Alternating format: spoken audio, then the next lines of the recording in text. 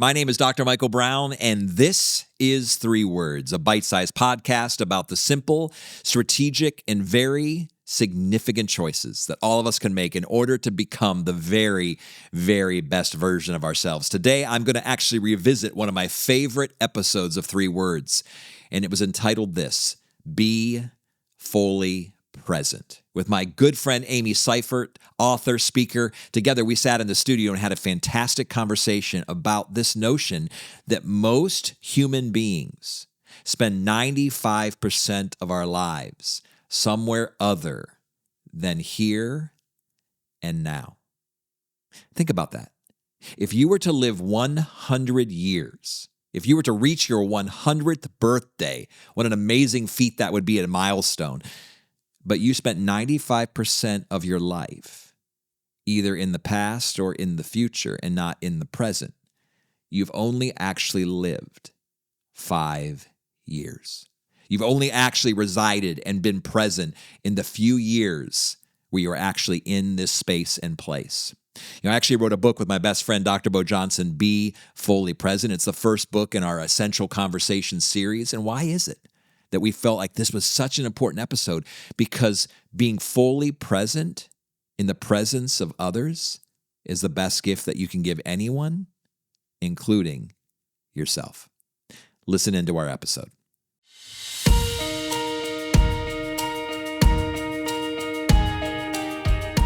Hello, everybody, and welcome to 3 Words, a podcast about the simple and yet very strategic choices to becoming the best version of yourself. I am your host, Dr. Michael Brown, and as a business consultant, as a life coach, I have seen over and over and over again with my colleagues and my friends and my family and my clients that every moment matters, that each choice counts, and more can happen in 1 minute than an entire month for those who choose positive and powerful choices. I'm joined today here with Amy Seiffert, dear friend of many, many years. It's a pleasure to have you here with us, a part of our coaching team and our coaching community. And thanks for taking the trip to be here in Toledo, Ohio, as a part of this podcast. My pleasure. What are, Amy, the 3 words for today? Be fully present. Be fully present. And the reason why this is so important to me personally is because I'm only guaranteed this moment. I'm only guaranteed today. There's no promises of tomorrow.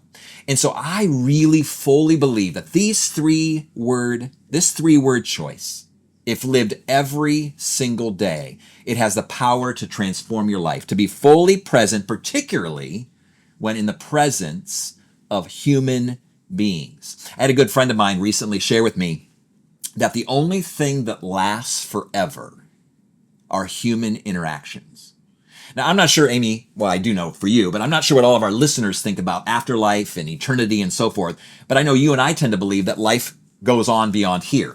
If that is true, the conversation even that we're having right now, the conversation that we're having with our listeners right now, it literally ripples into potentially millions and billions of years. So when I am fully present in the presence of a human being, those seconds, those moments, those minutes together, they literally make an impact on forever. I love that. I think it really matters. Yeah. Like it just gives a scope for how much that matters in staying present. How is this for you? Is this hard for you? Is this easy for you? Well, for me, it's very, very hard because I am so driven. You know me. Right. Our families know each other very well. I'm a type A personality. And so what I'm not speaking about is necessarily slowing down and not achieving my goals and having tons of things to do on any given day. I actually really like being busy, but I refuse to be hurried. See, what happens is when I'm hurried, my heart begins to race. And the reason my heart is beginning to race typically is because I'm worrying about the past, something that I wish I would have done yesterday or an hour ago or 2 weeks ago, or I am preoccupied with the future. But to be fully present in the moment means that I can be right here, right now, with you today. I love that. Okay, so it's hard for me. I'm also busy. My calendar to the max. Oh, for sure. Right? I Yeah. love that. I love And we're parents, and we have children, and we have Yes. families, and we're married, and we're so going places, Yeah. all the things. So a practice that I've been trying to implement because I'm going. And so to stay present even right now, I'm thinking about my grocery list. I'm thinking about my to-do and cross-cut, all the things. But how do I stay put? I've actually had to like train my brain. So it doesn't happen naturally. No, not for me. So listeners, be encouraged. It's not going to happen naturally. It's going to be a choice. Yes. And even a practice, right? So I have been trying to practice, and it's been going pretty well. 5 minutes of stillness, because it counters the hurry that you're talking about. Stillness a day where I just sit there, I put my phone down, I try to be near nature or outside, and I just be. And I try to notice what's going on around me, look at my surroundings, not think about what's behind, what's ahead, and even kind of take a body scan and think, am I holding my breath right now? Am I holding on to anxiety, to stress? Like, just breathe out, right? Yeah, it's good. It's good. And the more I build that into my day, I find it bleeds over into the rest of my life. So to put that stillness for me kind of heals that hurry that you're just talking about. And life is so short. And so why would I not want to be present in my present tense? Why do I want to be spending time in the past? Why would I want to be spending all my time in the future that even isn't guaranteed? Right. Why not be right here, right now? Yes. I see you take a breath. Yes. With you, my friend Amy Seiffert, and with those who are listening in to our conversation. And I think it's a real challenge for me, and I'm hearing this from my clients and colleagues on a regular basis, that they rarely are here. Yep. They are yesterday, I wish I would have, and I had this conversation, I'm wondering about it, I'm concerned about it, I regret this, or I'm just pushing so fast about who I want to become down the road without realizing that who I'm becoming right now is who I will ultimately become at the end of my life. Yeah. That I'm not going to wake up someday having become someone that I've not been becoming in the present. We talked a little about relationships as well. And I think a lot about relationships because I care so much about people and human encounters. And one of the things that I've been thinking about, Amy, is this idea that the most powerful, precious gift that I can give to another human being is to be fully present in their presence. Yes. Because typically, and I don't know if you feel this, where you're in a conversation, you can just tell they're not there. Right. This individual's not there. They're looking over my shoulder. If I see them in a networking event or I'm hanging out in the neighborhood at a block party and I'm having a conversation, and yet you can tell they're looking over my shoulder or they're not really listening to the words coming out of my mouth. And I'm totally guilty of this. Not always, I'm thinking about how am I going to respond without being fully present now. And I want to be, and it's so hard. And I'm guessing even our listeners, they struggle with that because of the fast pace of our culture and this idea that we feel like we have to run, that we have to race, that we have to hurry, all of which we don't have to. I know you have a practice in your own home to kind of slow things down. Yes, because I feel that. When I don't feel seen, so for my husband, when he comes home, all the kids hopping on him, they're still young, all the things. They want to be seen. And they can tell, well, especially if he has his phone out or if I do, he's not there, I'm not there. And they, so for us to think about, oh, we're so connected with our phones, right? And there's some real beauty there, but then there's some not so great stuff. So we have a phone basket, and I would say this is about 80% of the time. Rob walks in the door, we both put our phones in this basket, and it's there for a couple hours at night. We're with our kids before bedtime, present, practicing being fully there. And it's huge. I love it. It's not on there was a while where our cell phones were on the dinner table. The worst. So have you experienced significant changes even in the dynamic and the health and the energy in your family based upon the transition from phones on the table to phones in the basket? Absolutely. Oh, yeah. Okay. And then we start having real conversations. I mean, their conversations are funny, but I was missing out on that. Or I'd say, excuse me, I need to take this. And after you look back, you're like, I really didn't need to take that call. Okay, so I'm sitting here feeling incredibly guilty that I don't have a phone basket. Get yourself one. But one of the things that I have been trying to do is when I walk into a room and there is just one of my children in the room by themselves, I take that as a sign that this is a sacred moment. Now, you know this, but I have 9 children, and they range in a variety of age. Some are biological, some are adopted, but they're all our children. And our house is a hustle and bustle of energy.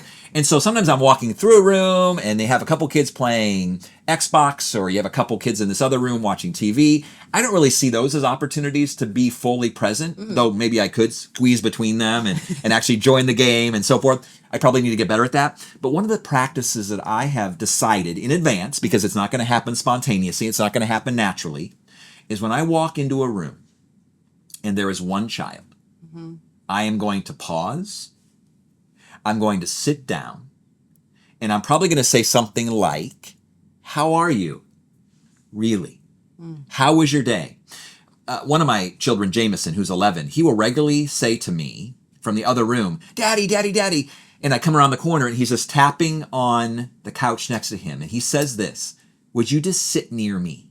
Oh. Would you just sit near me?" And I think what that is his heart cry for me to be fully present with my son. And it's amazing, to be fully present didn't require an hour.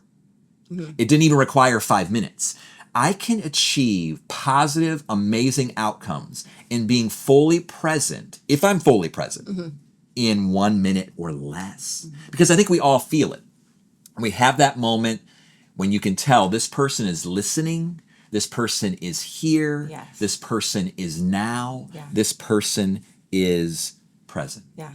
And then they're fully seen. I love when I'm fully seen by someone. And like you were saying, like looking behind and they're thinking about something else. But that's where real connection happens. Which is our greatest craving. Like that's what we want. Our greatest craving in life is human connection. Yep. And we cannot be experiencing human connection unless we are fully known and unconditionally loved at the same time.